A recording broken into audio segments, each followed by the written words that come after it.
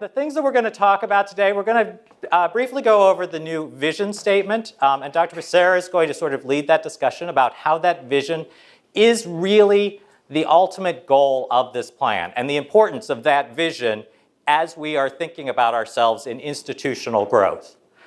We'll talk about the new plan. We'll talk about some specifics about the activities in the plan, kind of work through some of that, the initiatives that we're talking about, and then using the plan. How are we going to go forward with the implementation of it? We'll talk a little bit about the measures, not necessarily specifics, but how they work and the importance of them in our plan. And then I have Q&A at the end. Certainly this is a group, it's not so large that if you have questions that we're going through that are sort of substance and clarification, please raise those because other people are probably going to be having those same questions. If it's a theoretical question that you want to get into and you know it's going to take 15 minutes, I may try to push that to the end, or certainly if we don't get to all the questions, please reach out to me. I am happy to talk about the plan. Now that we have a new one, I have a job. So, you know, because for the last 9 months, I haven't been doing anything without a plan. So, okay, so I hope the afternoon session on Tuesday is a little more lively. So with that, we're going to talk about our new vision statement. And I think the importance of vision in strategic plan, it is crucial because it is what guides and motivates our plan, our measures, the whole sort of direction towards which we're working. And so with that, I'll ask Dr. Becerra to come up and share with you some reflections on our new vision statement. Good morning. Good morning. Is everybody awake? Because I see you've been missing out on the great jokes that we started this morning.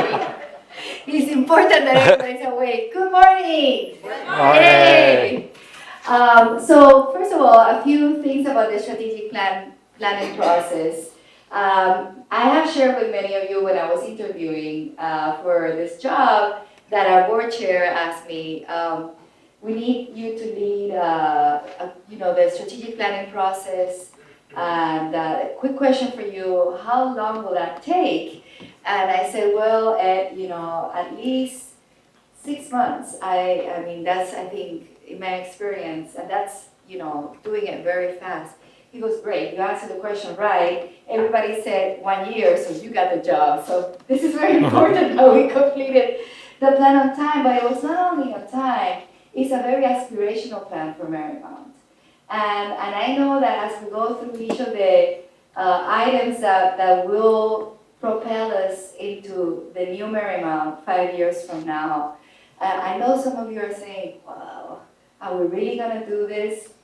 And I'm asking you, are we really going to do this?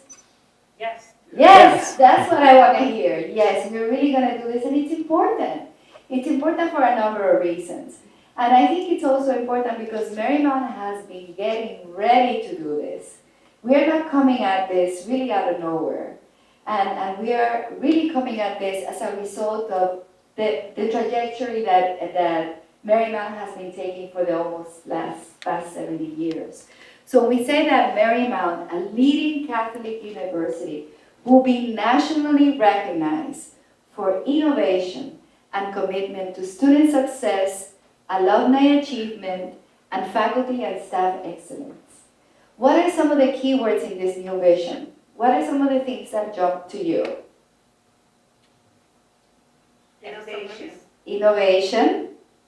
Excellence. Excellence. Nationally. Nationally recognized. Commitment. Commitment. Alumni. So notice that this vision is packed. This vision is packed with a lot of very important words that are resonating with each of you. And each of them is important. So we've given a lot of thought to everything that says here, a leading Catholic university. Okay, we're leading with the fact that we're leading Catholic university and that we are going to be nationally recognized. Now, many of our programs are nationally recognized already. And you may remember that I cited some of our great accomplishments already at inauguration. And by the way, that was by design, that inauguration would be the opportunity for Marymount, for us to share with the community the vision for Marymount. So it's not about the president, it's about Marymount and our vision for the university.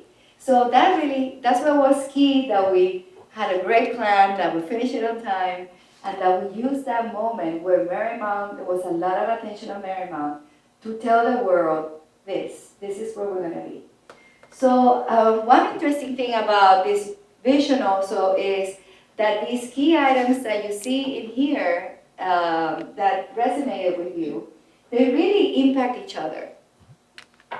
So outstanding faculty and staff, it's what helps us ensuring that we have successful students. And successful students, they thrive when they enter the community. And when students thrive in the community, that generates the resources that we need to continue to expand our investment. So remember the name of our strategic plan. What is it? Momentum. So the fact that each of these key items that are so important, that we're capturing our vision, they reinforce each other. It's really what creates that flywheel that will propel Marymount to accomplish its mission. So it's very important that we see how, because you'll see in a lot of the different, as we go through the balanced scorecard and each of the items that are the individual initiatives, you'll see that many of these initiatives will have an impact in each one of the different strategic underpinnings. And that's what creates the flywheel, and that what creates the momentum that will get us to success. Okay? Good with this? Yes. All right, in that case, I turn it back to Michael. Back to you. All right, thank you very much. And I am really glad you didn't laugh at her jokes any more than mine, so it's not as, people are waking up. So, all right, we're going to talk about momentum, our initiatives, and some of the specific things in here. And I know folks have gone out, hopefully, to the website, and you've pulled the Word document there, and there's some language, there's a little bit more information. We'll be updating that regularly. So in the next week or so, you will see now some real foundational pieces about what each of these initiatives we're looking for. So this is a process that we're going through that is very evolutionary and growing through this process, which is what a plan is really about. So applying that same perspective, not just having a plan that is a steady state, okay, it's going to sit. That's what gets up on the shelf for 5 years. That's not what our strategic plan is about. Our strategic plan is about shaping us and helping us fulfill our vision. We're going to talk a little bit first about the difference in this strategic plan than the ones we have had in the past, and specifically our most recent strategic plan. You may recall from our last strategic plan, we had 11 goals, and in those 11 goals, we had approximately 8 to 12 initiatives in each goal. So that's taking us to about 90 to 100 specific initiatives that were well linked to the goals, but weren't always linked to the vision. So in our work with our consultant, they brought forth a perspective or an opportunity to be using the balanced scorecard. So I'm sure if I asked people to raise their hands about who's familiar with balanced scorecard, we'd have some folks from the business school raising it, some other folks who probably used it in some different areas. But what the balanced scorecard is in a nutshell is it's a system for looking at big picture strategy across the organization so that you're not just focusing everything on, how are students going to experience this, or you're not completely looking just at capacity, but you're looking at the institution as a whole so that goals can be addressed systematically and really getting at what are the challenges that are facing an institution relative to its goal. There are 4 main components that each of our goals, our strategic imperatives that we have, that we look at and we start to address with the initiatives in the strategic plan. So if we start, we're going to start at the bottom just because that kind of makes the most sense, but because it's the foundation.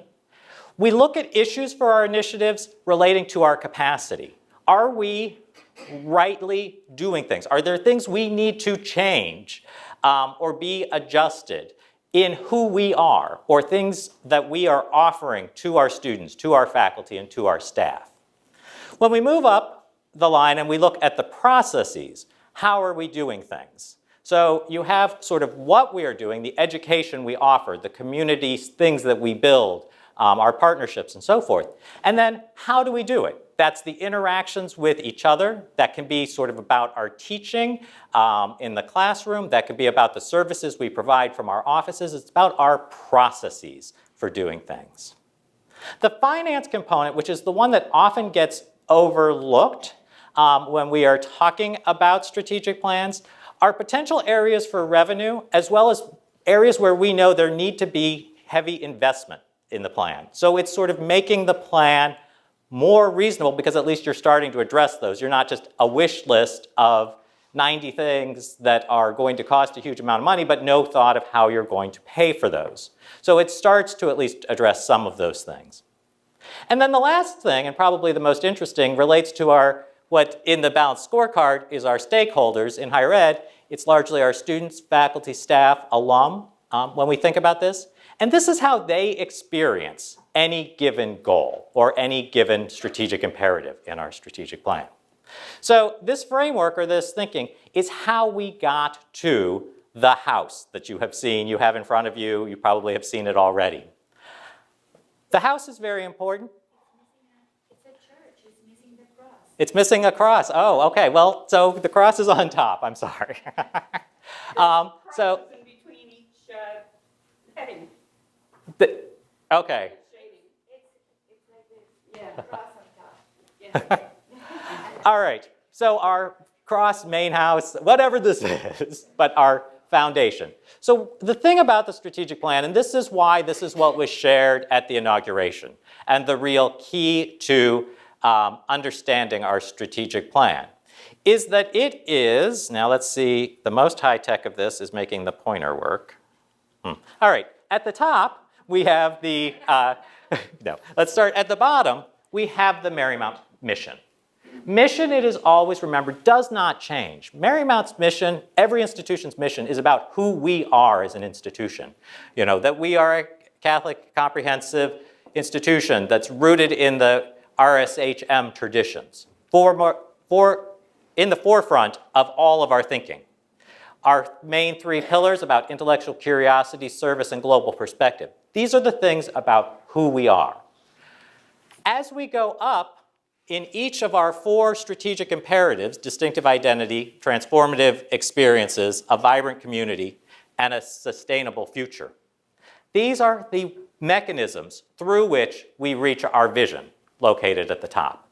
And so, obviously I'm beating a dead horse about symbolism, but it's important for people to realize that even this visual is about how this planning process works. Building capacity, improving our processes, looking at the resources, and then ultimately the impact on our stakeholders. So it's different from the past. And so I hope that as we are thinking about this process, we realize, if you say, well, that's not how we did it in the past plan, there are some things that are the same, because there are some good lessons we had from the last plan, but there are a lot of things that are different. All right, we're going to talk through these. I'm not going to go through each one of these, but I want to talk and sort of give a general flavor about the type of initiatives. As I said, we'll be posting a much fuller write-ups, and we'll talk about that posting that'll happen on May 1st for a number of these. But right now, when we go through the pillars, we think about the first pillar being remaining true to our RSHM tradition. When we talked in the strategic planning group, and particularly those who were working with the distinctive identity area, the one topic that kept coming through over and over again was that we needed to make sure that we were embracing our heritage and our history as being an RSHM school.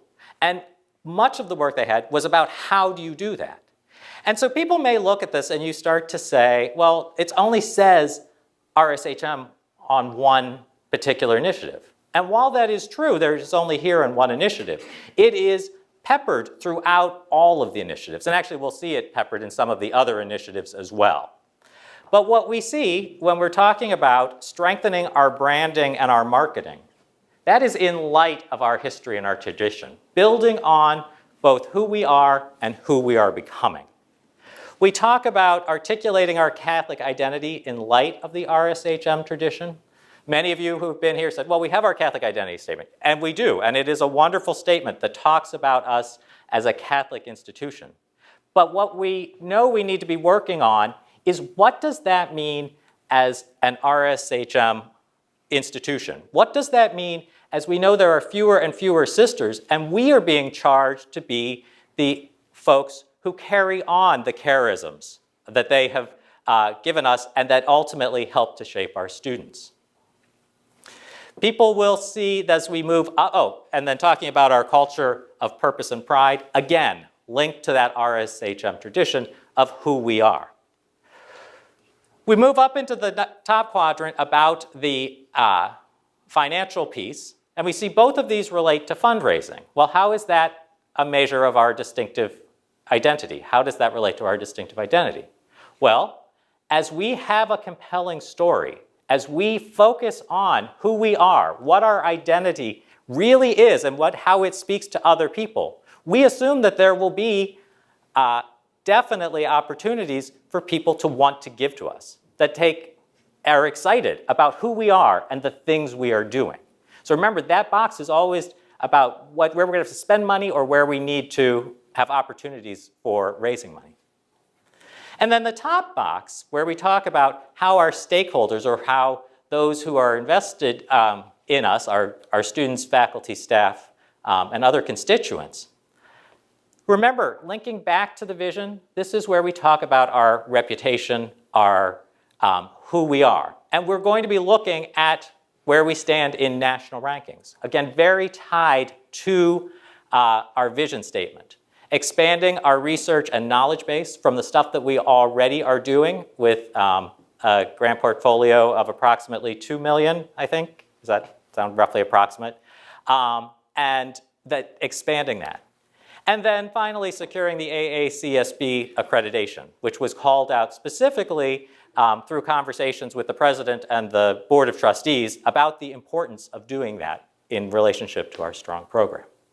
So I'll take a brief break here if there are questions about this. I'll do this after each one. If there are questions of clarification, I'm happy to answer. Karen. How does the RSHM sort of focus on global perspective fit into this distinctive identity piece? So it certainly will fit in relation to, as we are talking about who we are, global is continually reiterated and rediscussed as our service. Also in here, another thing that's not necessarily called out as much in the plan, but is very much an underpinning of the plan. You will also see, and the question is a good one, you will also see global sort of manifesting itself in other areas. Because there is some overlap of this, and because our mission is what is the base of all of these, pieces are placed in different areas. So we'll see when we look at the transformative experience, talk about global more. So it may be more specifically called out in a different area. And that's, if we put it in everything, then we would be doing it in everything and we wouldn't be doing anything. Okay. Michael, specifically in the mission, it's actually explicit. Mm-hmm. So Right. It's actually the basis of everything. So Right. It's in the bottom of the church. intellectual curiosity, the global perspective, and service are a foundation for all of our components. All right, let me move on to the next one, where we talk about transformative experiences. And the transformative experiences are experiences both in the classroom and outside of the classroom. They are what we are teaching and how we are teaching it. Again, both in and outside. When we start talking about the capacity, the lowest level, and working our way up, there are two main initiatives. And this is a good time actually just to mention the fact that there are other initiatives that are not here. These are our launching initiatives. These are the initiatives where we are starting because of their important priority. There are other things, and as we complete them, they can move in to add this. But when we talked about that capacity issue, sort of what is it that we are offering our students, there was a great deal of conversation in the strategic planning committee as well as in the theme team groups that were working about it's time to look at the core again. And it has been now 10 years. It was 2008, I think, that the revision happened and implementation in 2010. We need a core that works in harmony with the academic programs, that the two are concerted effort, ultimately producing the strongest graduates that we can. And so that's the real meat of what we talk about when we talk about revising the core and having purpose-driven liberal arts, that the two can complement each other and really truly prepare our students. We also want to leverage the DC area more strongly. This is something that's been in our plan throughout periods of time. We've always talked about this, and we have done things here. But this is one of our most fortunate attributes that has nothing to do with us, except that the sisters were smart enough to put us here in Arlington, that we have opportunities to capitalize on a rich laboratory that we need to continue to do. All right.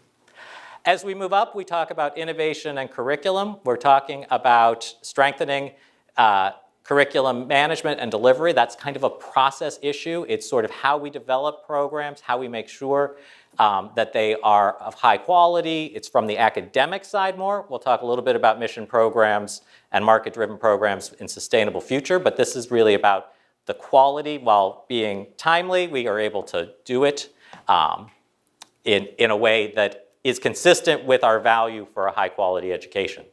Talking about transformative advising and mentoring, we are right now in that move from faculty advising to professional advising.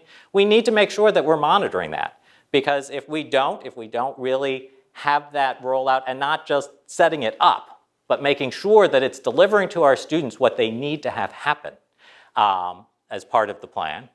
And then expanding our experiential learning, and here global opportunities. So Carolyn, to your point, it's called out a little bit more specifically here, although peppered throughout, as is service is not called out in this current language, but is in their charge as well. We're talking about supporting the faculty and student research based on the high impact practices. These two link together. It's building on our previous QEP that was about inquiry guided learning, the promotion of the research collaboration for whatever that means across discipline. We need to expand that because we know that is a way to retain and engage our students.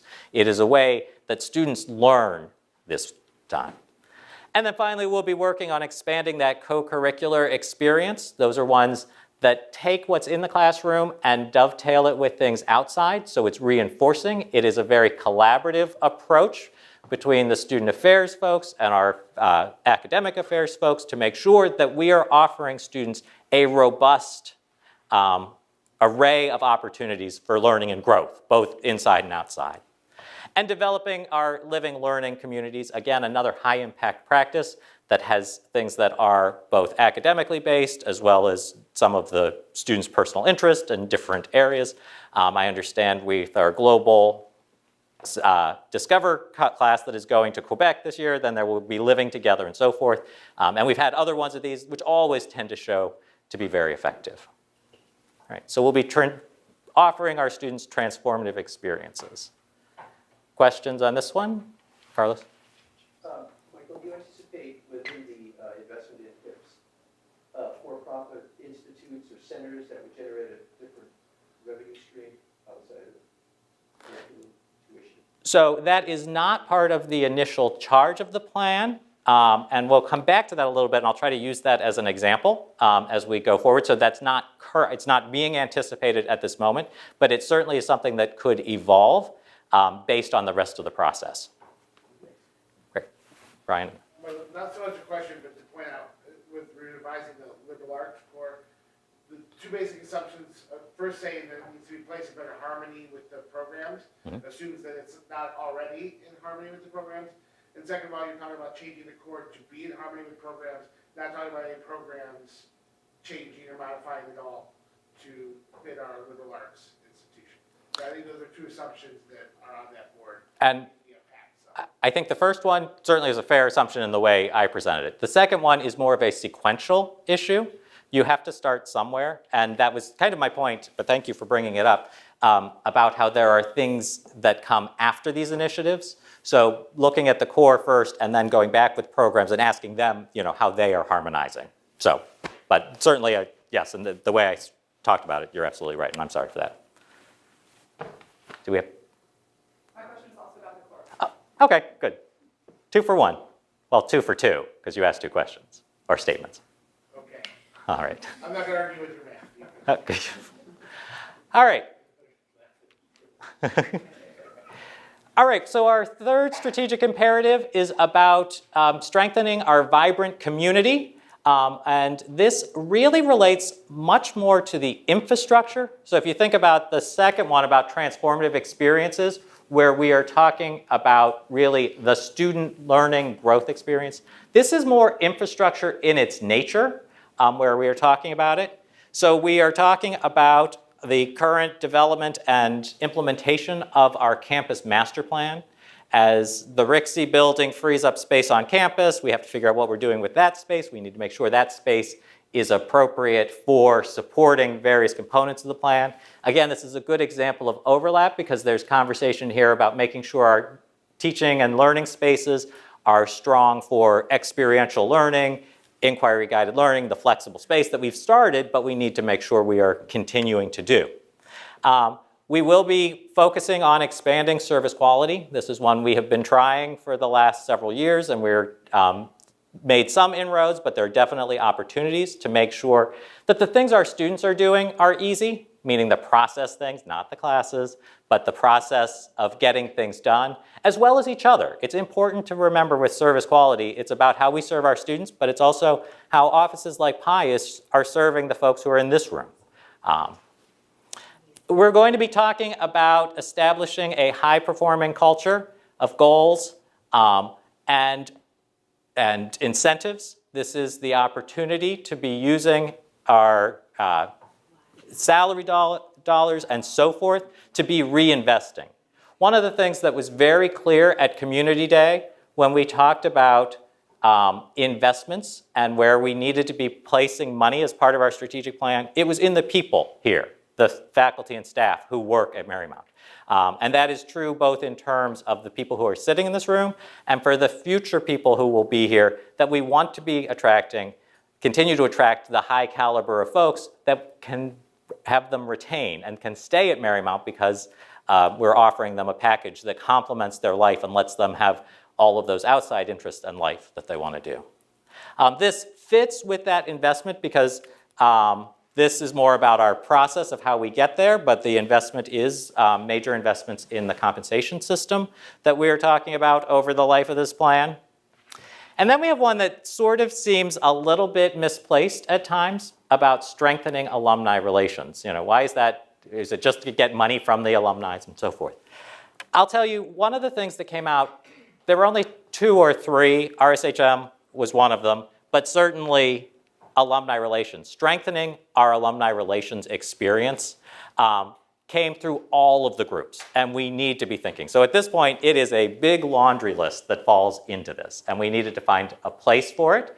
And the real thought being that as we engage our alumni more fully, as we make this not from matriculation or application through graduation, but a community that is about from application or interest through your alum status and through being an alum, this will increase the vibrancy of our community. So it's why it ended up here, but I'll tell you it was peppered throughout all of the groups, and this is its reflection. We talk about becoming Arlington's university, taking our place as the university that is headquartered and based in Arlington with a long history of Arlington. We know we need to develop a plan to celebrate our Arlington presence and to tie it together, and so that the boundaries between Marymount and the rest of Arlington disappear, and we become sort of a highly integrated, that we can feed and offer each other great opportunities for growth. And then the last one is ensuring the RICSI property is a successful part of the plan. Again, this one sort of came out of follow-up conversations with the board and with the president about we have made this major investment. We need to make sure that this is very integrated into the Marymount community as well as the Arlington community, given the partnerships that we are currently in the process of developing and so forth. So our vibrant community. Questions or comments or assumptions that I've made? All right, and our last one is our sustainable future. And sustainable future, you really want to think about the fact, as we talk about the financing of the plan, and each of these areas is sort of identified areas where we need to either make investments or there are opportunities for revenue across that second from the top. The plan does have a lot of ambitious work in it, and ambitious work has costs associated with it. So the sustainable future really is about how do we make sure that Marymount is able to thrive in an increasingly competitive market? What are the things we need to be doing to be able to advance the rest of the plan and ultimately to fulfill our vision? And again, starting at the bottom, we need to be looking at our new program development. Some of these things have already started. These conversations are ongoing, but we need to make sure that we have a system in place to be able to develop strong market responsive programs and the word that, it's in the mission, but that remain mission informed. I think that was an important part of the discussion that clearly came out from folks that yes, it's good to be agile, but we can't be going down every path because then we won't do any of them well. But keeping it focused on who we are and our traditions. Offering more flexible interdisciplinary learning. Yes, this could have gone in the transformative experiences, but we had priorities in there. Interdisciplinary learning was a priority that cut across and is one that is attractive to other folks because it prepares people for that real world pieces. And then looking at our organizational structure, we need to continually be mindful. We can't be operating just because that's the way we used to do things, that there are opportunities to rethink how we're doing things in terms of our organization and our process, and we need to have a mindset that is really sort of open to that. As we grow, moving up into our enrollment growth area where we were talking about a goal of 10,000 students, our organization is going to have to change if we're ever able to accommodate that level of growth and so forth.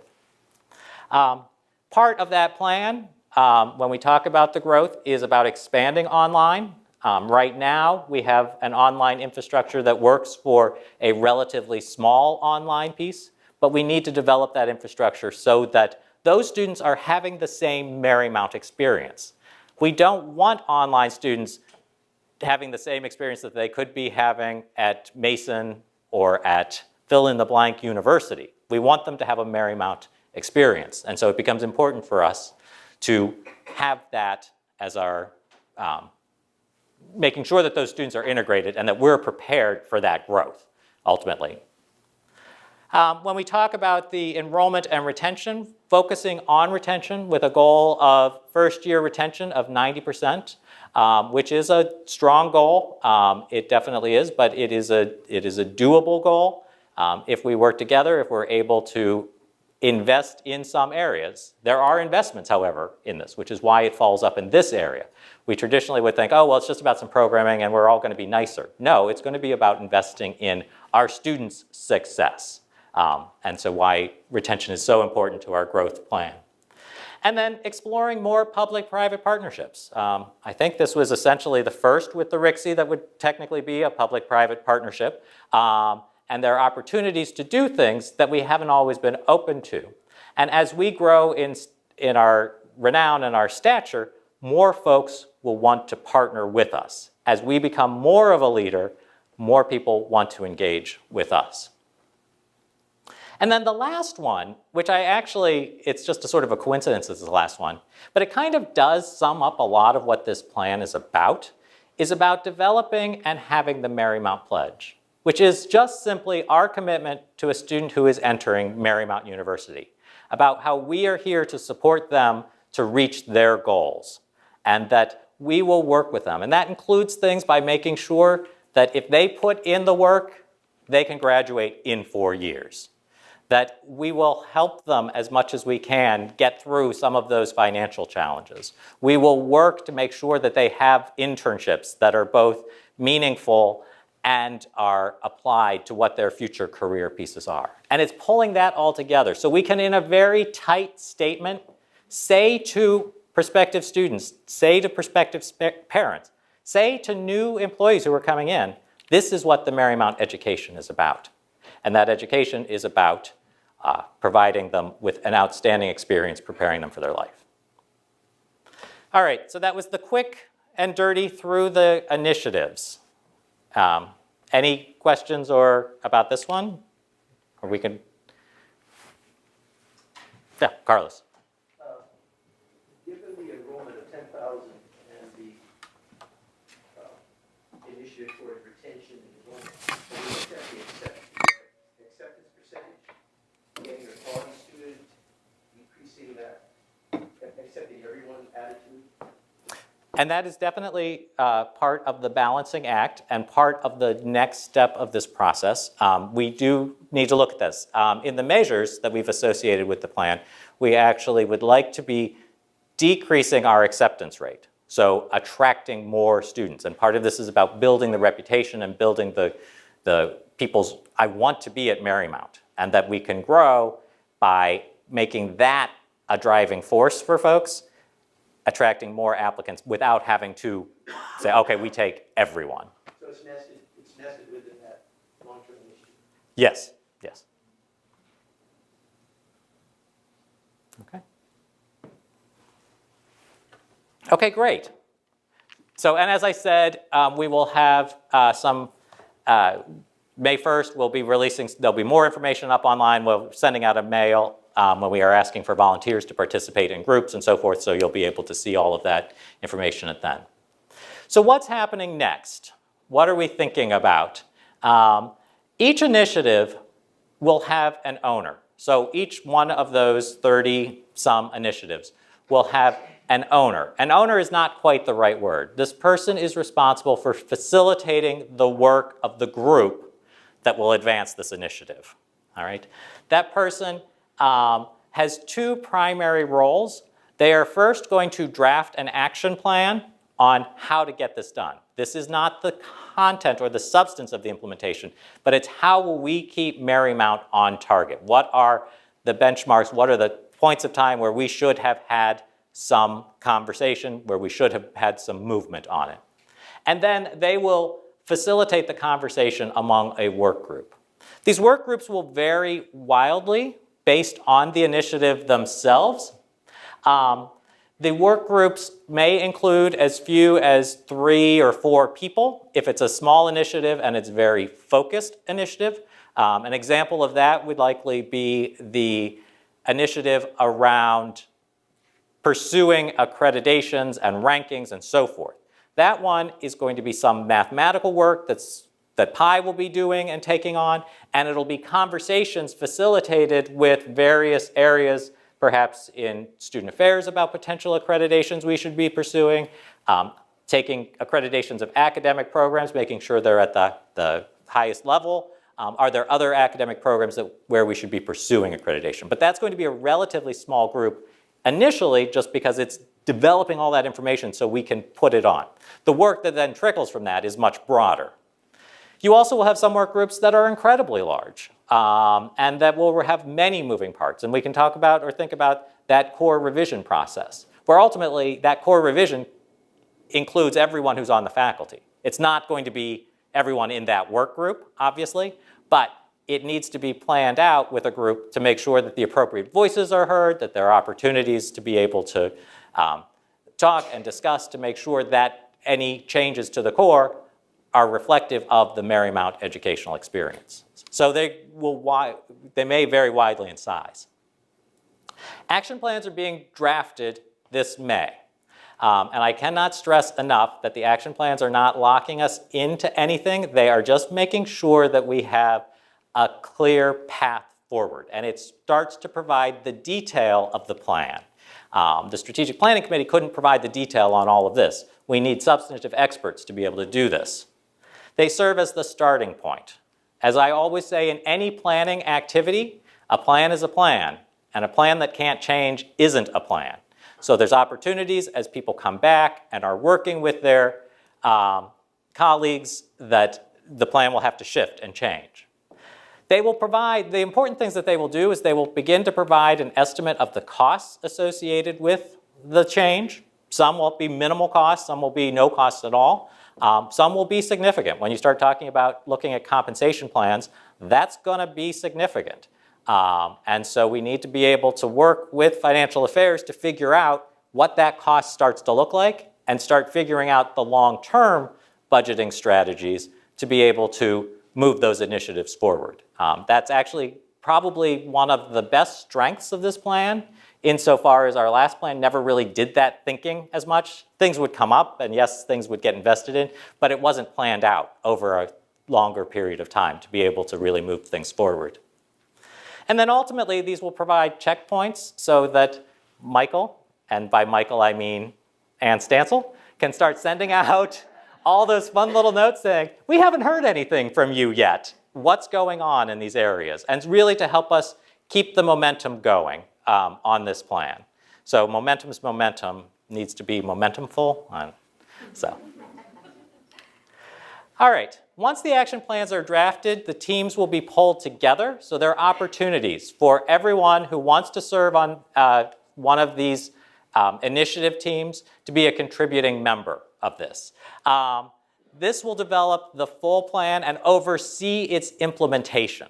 We'll be seeking volunteers for this, and no, you don't have to volunteer at this point. I'm not going to take a raise of hands on each one of these. We'll be sending out an electronic communication asking people to do this, so that way people can be thinking a little bit about what sort of makes sense relative to what I'm interested in as a person, where I have some substantive expertise and I can contribute to. And then also an area that I just think is a really important priority, and there's a voice that needs to be heard there, and mine is that voice that needs to be in that process. So that this is where the actual meat of the plan occurs. Yeah, Brian. What's the plan to, with both the groups that are doing the action plans and with the teams, to integrate that with established faculty council committees? It seems like not with liberal arts core, with a lot of other issues, shared governance is going to come into play. Absolutely. And so while I am offering everyone the opportunity to volunteer for every committee, any committee, and we certainly will work with anyone who wants to volunteer to find a place to participate, there will be people who are tasked to be on this, or voluntold, or whatever the appropriate piece are.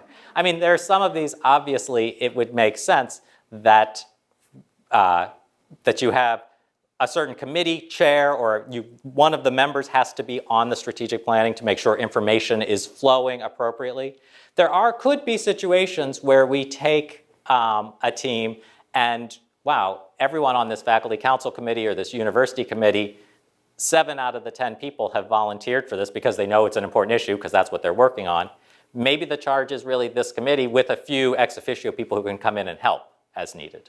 So we'll be mindful of that. So very good question, because it's not just who volunteered gets on the specific thing. Anyone who volunteers will be asked, and I may have some conversations with folks. If I get too many people on one, I'm like, wow, your time and talent would be so much better on this group. And they'll be sincere.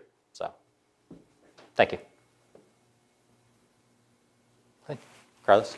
Michael, what about student involvement in the plan? So many of these initiatives have a need for students to be involved in this. Not all of them do necessarily, but many of them do. So I will be, or I've asked, and I think it should be able to happen, to be able to come to the student leadership kickoff retreat, to be able to talk about the strategic plan, start creating some interest and awareness, and then look for volunteers. And again, there may be some voluntold in there based on, there's a certain area where we want the president to be serving on in terms of the leadership activity. We'll primarily work with those. That's SGA, but it also includes other leaders from around campus, so it's not completely just that one body to pepper it through. Michael, I would Yeah, say Don. add to that, don't forget to include Graduate students. Donna, you don't even have to tell. Yes, no. We certainly will be reaching out to the graduate students. And that one might be a little bit different of a process because the graduate student doesn't necessarily work, but we might work with some of the programs in particular to identify folks, especially if there was a substantive area where a particular program expertise might be useful. Carolyn. What about our other stakeholders, our alumni and our trustees? How will they be involved? So two separate issues. So for alum, there will be particular ones where the alums need to be engaged. Again, there'll be fewer necessarily than student, but there certainly will be some of those. And you'll have the one that is really about setting up the alumni piece where there's a great deal of engagement. And we will identify people who are able to fill that voice in those areas. And then in terms of the Board of Trustees, the president will be updating continually the Board of Trustees about the movement of the strategic plan to the full board meeting at least twice a year and perhaps more depending on what movement has occurred. Regular conversations with the board chair to make sure if there are any other initiatives or areas to be concerned about. There's a fine line between where you want your board engaged in planning for a healthy institution. The board is setting the big vision, the plan, which is much more operational. I could see there being a couple of areas where we had board members with particular expertise and asking them for particular guideline, but you want to be a little more careful there. So. Also, as you know, as we go through this list, we are going to be identifying the need for, there's some of these will require a significant investment. So we will be identifying what that investment is. We're going to do a feasibility plan and start a new capital campaign. So that's where the board is going to be actively involved also in helping us raise the funds that are needed for some of these that require a significant investment. And we are starting with a board retreat that is coming up in the next meeting, May 20th. Father Dennis Holzmeyer, who was the president of, he's the outgoing president of DePaul, Right. and the new ACCU president. He's going to be helping us do with a retreat because he actually has written extensively about the role of the board. And so we're happy that he's going to be our facilitator. And he's going to help us communicate with the board, how does a board of a nationally ranked university operate?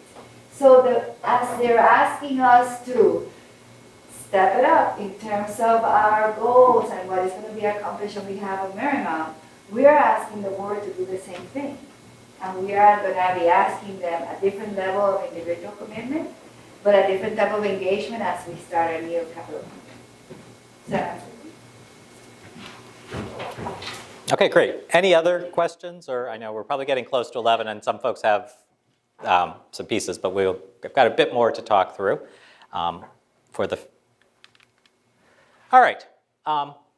So I wanted to talk just briefly about using the plan. We all know that there are various places where folks are asked to, how do you link to the mission, the vision, and the strategic plan? And what is that going to look like? Because this is different. In the previous strategic plan, you had clearly anchors you could pull onto. There were specific objectives or actions that you could pull onto. This with these action plans are different in that you're not necessarily tying yourself just to an action in the plan if you're not part of those conversations. Now, you are working on that, hopefully, as your role, but a particular program or department may struggle a little bit, is my concern, with how are we linking to the plan. And the places just where we are often asked to do it, new program development, the school and divisional strategic plans, which I know some folks are already starting to think about. The School of Business and Technology has already started its process for developing this, assessment activities, and so forth. Just some basic guidelines of how to use the plan when you're thinking about particular initiatives, whether they're new initiatives you're doing or how we as a unit function to support the university, because some units are much more operational and so forth. Using a specific initiative is really only appropriate if you're called out in the action plan. So that's saying we are supporting this action. It's because you're part of that action plan that has been developed. That said, there's still plenty of things where people are working to build the vision and so forth. So remembering that using the mission and vision are really crucial elements of all of those questions, that it's about how are we making sure that we're faithful to our vision, how are we propelling the institution towards its vision are important.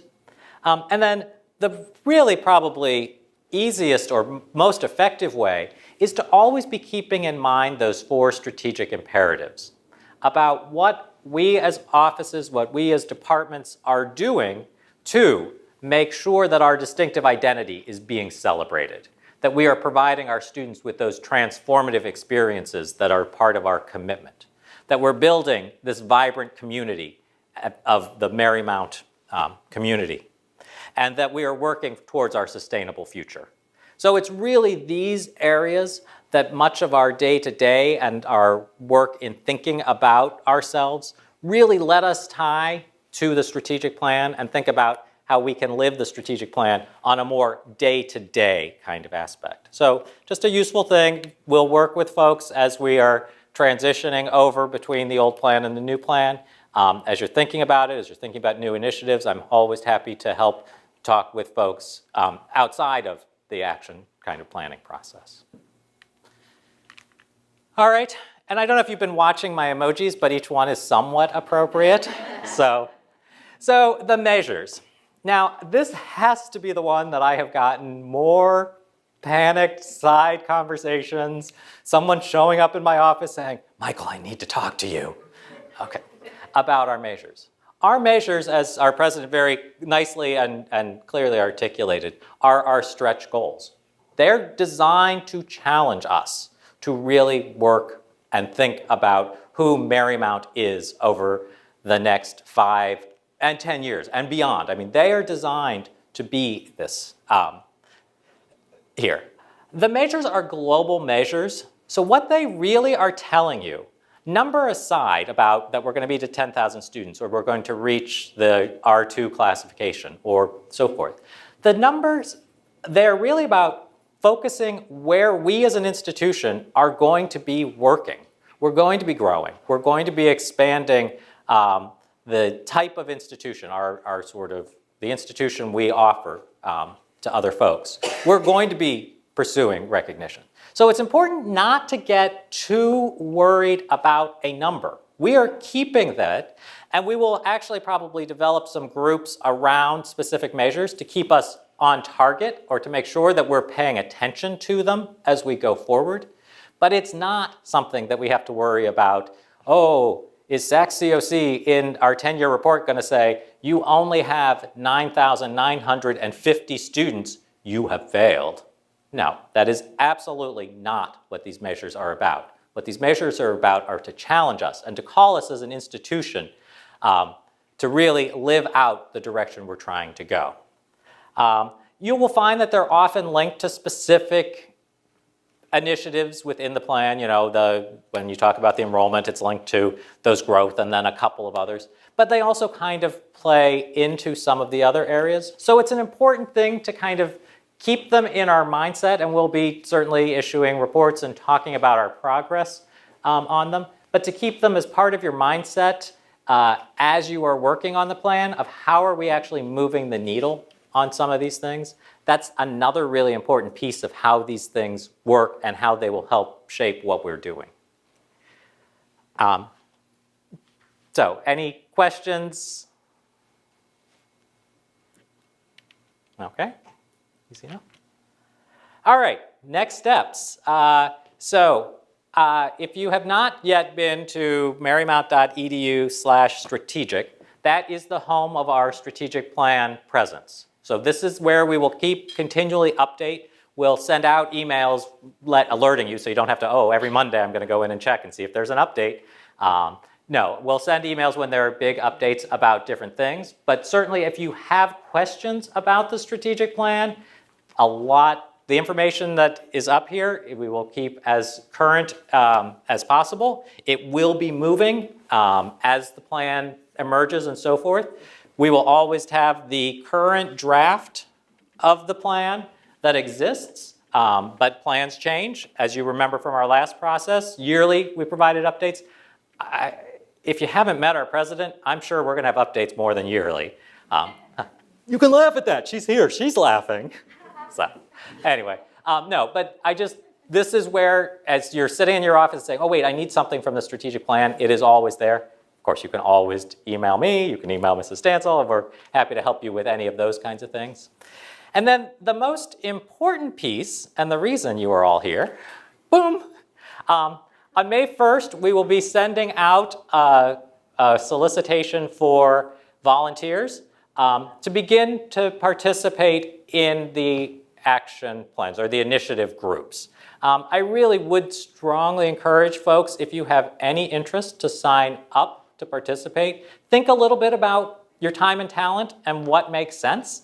There's certain pieces that you may say, well, they're going to think I belong in this group, but what they don't know is that I do this for my own, at my past job, I used to do a lot with enrollment management. Oh, let me sign up for that. So really helping us to align, because we want to get people in places that they'll feel like they're making a contribution, but more importantly than you're feeling like you're making a contribution, that you really can make a contribution to help shaping Marymount.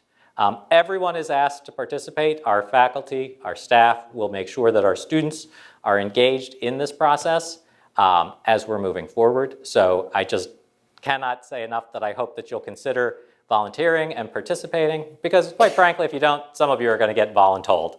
So, all right.